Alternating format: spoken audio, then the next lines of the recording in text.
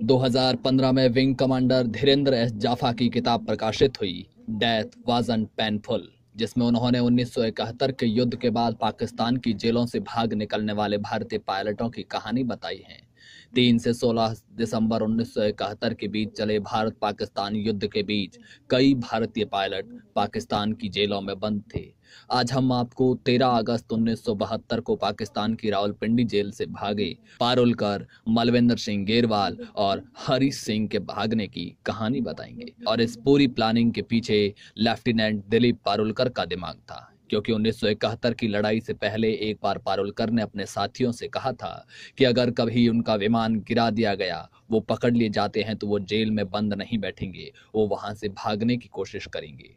इसके लिए 2 लेवल परियोजना बनानी थी। पहली, जेल से कैसे निकला जाए, और फिर दूसरा, जेल से भागने के बाद पाकिस्तान से बचते हुए कैसे बॉर्डर पार किया जाए। जिनेवा संधि के तहत भारतीय कैदियों को पाकिस्तानी जेल में 50 फ्रैंक के बराबर वेतन मिलता था, जिससे वो अपनी जरूरत की चीजें खरीदते थे। इसी से इन लोगों ने पठानी सूट सिलवाए। तय हुआ सेल नंबर 5 की दीवार में 21 बाई 15 इंच का छेद किया जाए, जो कि पाकिस्तानी वायुसेना के रोजगार दफ्तर के अहाते में खुलेगा, और उसके बाद 6 फीट की दीवार फलांग कर माल रोड पर कदम रखेंगे। कुरुविला ने एक इलेक्ट्रीशियन का स्क्रू ड्राइवर चुराया। ग्रेवाल ने कोको कोला की बोतल में छेद करने वाले धारदार औजार का इंतजाम किया। 14 अगस्त को पाकिस्तान का स्वतंत्रता दिवस था। पारुलकर ने अंदाजा लगाया कि उस दिन गार्ड लोग छुट्टी के मूड में होंगे और कम सतर्क होंगे। 12 अगस्त की रात उन्हें बिजली कड़कने की आवाज सुनाई दी और उसी समय प्लास्टर की आखिरी परत भी जाती रही। 3 लोग छोटे से छेद से निकले और दीवार के पास इंतजार करने लगे। धूल भरी आंधी के थपेड़े उनके मुंह पर लगना शुरू हो गए थे। पास ही एक पहरेदार चारपाई पर बैठा था, लेकिन जब उन्होंने उसकी तरफ ध्यान से देखा तो पाया कि उसने धूल से बचने के लिए अपने सिर पर कंबल डाला हुआ है। कैदियों ने बाहरी दीवार से माल रोड की तरफ देखा। उन्हें सड़क पर खासी हलचल दिखाई दी। उसी समय रात का शो खत्म हुआ और लोग अपने घरों की तरफ जा रहे थे। तीनों कैदियों ने जेल की बाहरी दीवार फलांग ली, तेज चलते हुए माल रोड पर बाएं मुड़े और सिनेमा देखकर लौट रहे लोगों की भीड़ में खो गए। तीनों की दाढ़ी बढ़ाई हुई थी, पठान सूट पहना हुआ था, और सबने तय किया कि वे अपने आप को ईसाई बताएंगे, क्योंकि उनमें से किसी को नमाज पढ़नी नहीं आती थी। वो सभी ईसाई स्कूलों में पढ़े थे और उन्हें भारतीय वायुसेना में काम कर रहे ईसाइयों को उन्होंने नजदीक से देखा था। और तीनों ने अपने नाम भी बदल दिए। दिलीप का नया नाम था फिलिप पीटर, गरेवाल का नया नाम दिया गया अली अमीर, और हरीश सिंह का नया नाम रखा गया हारोल्ड जैकब। तीनों बस में बैठकर रातों रात पेशावर पहुंच गए। सुबह के 6 बजते ही पेशावर पहुंच गए। वहां से उन्होंने जमरूद रोड जाने के लिए तांगा लिया। तांगे से उतरने के बाद उन्होंने पैदल चलना शुरू किया और फिर वो एक बस में बैठ गए। बस में जगह नहीं थी तो कंडक्टर ने उन्हें बस की छत पर बिठा दिया। वे यहाँ से 9:30 बजे लंडी कोतल पहुंच गए, जहां से अफगानिस्तान सिर्फ 5 किलोमीटर दूर था।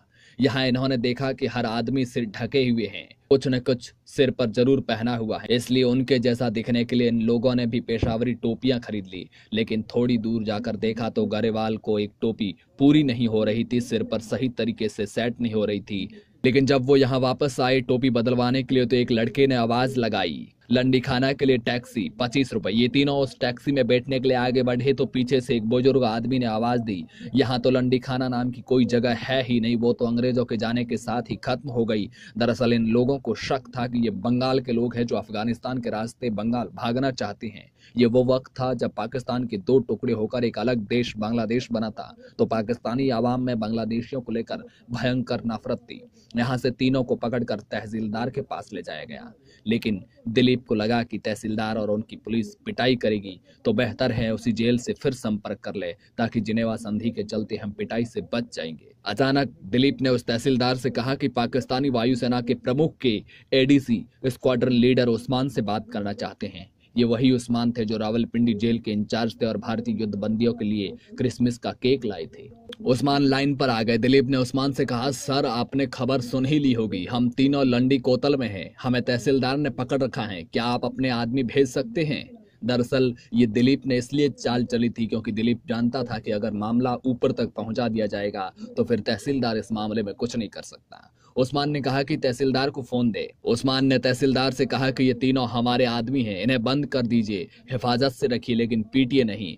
फिर सब युद्धबंदियों को लायलपुर जेल लाया गया। यहाँ भारतीय थल सेना के युद्धबंदी भी थे। एक दिन अचानक वहां पाकिस्तान के राष्ट्रपति जुल्फिकार अली भुट्टो पहुंचे। उन्होंने भाषण दिया, आपकी सरकार को आपके बारे में कोई चिंता नहीं है, लेकिन मैंने अपनी तरफ से आपको छोड़ देने का फैसला किया है। 1 दिसंबर 1972 को सारे युद्धबंदियों ने वाघा सीमा पार की। उनके मन में एक क्षोभ था कि उनकी सरकार ने उन्हें छुड़ाने के लिए कुछ नहीं किया। भुट्टो की दरियादिली से उन्हें रिहाई मिली है। लेकिन जैसे ही उन्होंने भारतीय सीमा में कदम रखा, वहां मौजूद हजारों लोगों ने मालाएं पहना और गले लगाकर उनका स्वागत किया। पंजाब के मुख्यमंत्री ज्ञानी जैल सिंह खुद वहां पर मौजूद थे। वाघा से अमृतसर के 22 किलोमीटर के रास्ते में उनके स्वागत के लिए सैकड़ों वंदनवार बनाए गए थे। लोगों का प्यार देखकर इन युद्धबंदियों का गुस्सा जाता रहा। अगले दिन दिल्ली के रामलीला मैदान में इनका सार्वजनिक अभिनंदन किया गया।